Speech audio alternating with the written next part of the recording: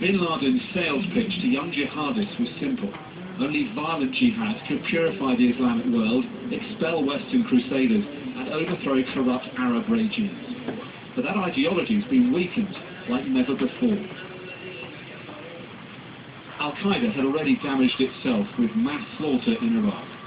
Wave after wave of suicide bombings persuaded Sunni Muslims to help Americans fight Al-Qaeda. Muslims everywhere have been appalled by its violence, so often aimed at their own people. Few Arab capitals have been spared. 6 years ago, for instance, Al-Qaeda attacked a Jordanian wedding at this hotel and bombed 2 other hotels at the same time, killing more than 60 people.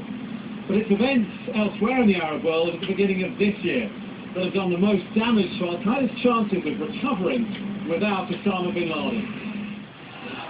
When thousands took to the streets of Tunisia, then Egypt, for most their aims were non-violent and not overtly religious. They weren't mobilized by Al-Qaeda or bin Laden. And where his violent creed had failed, these secular revolutions have succeeded in bringing down regimes. Analysts in the region say it was unexpected and disastrous for bin Laden's ideology. This was unthinkable in the past, that revolts can happen without real violence, without blood, and just by, in the simplest manner, by youngsters who want to change, who want to have a voice, and who want their dignity back. There's no place for Al-Qaeda in all that. Al-Qaeda may now seem dated and increasingly irrelevant. Its leaders ideological dinosaurs against this revolutionary backdrop. But it's early days, and without real change, there will still be plenty for extremists to exploit, even without their leader. Dominic Waghorn, Sky News, Amman. Well, we can speak to our security editor, Sam Kiley, who's in Jerba in Tunisia. I suppose Sam's question now is what next for Al-Qaeda, and can it really survive the Arab Revolution, or has that made it defunct? Well, the Arab Revolution has posed extremely difficult problems at the moment because they have all started peacefully, although I've just come out of Libya where, of course, it has collapsed into a civil war. But even there, notwithstanding warnings from elements in Washington that there's an Al-Qaeda presence, I can say that I certainly have been all over the front lines there, and there's no sign of that at all. So that's rather weakening to Al-Qaeda, but where they're seeking to gain strength is in the Arabian Peninsula, where they are projecting down to a second generation of internet leaders, people like Anwar al-Awlaki.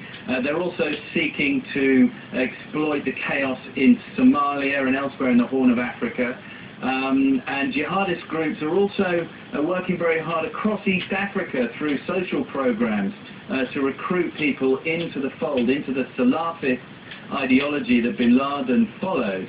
And this poses a bit of a threat regionally, but the main threat really now is inside the West, because what Al-Qaeda has succeeded in doing is recruiting do-it-yourself jihadists already in the West, and that is by no means over.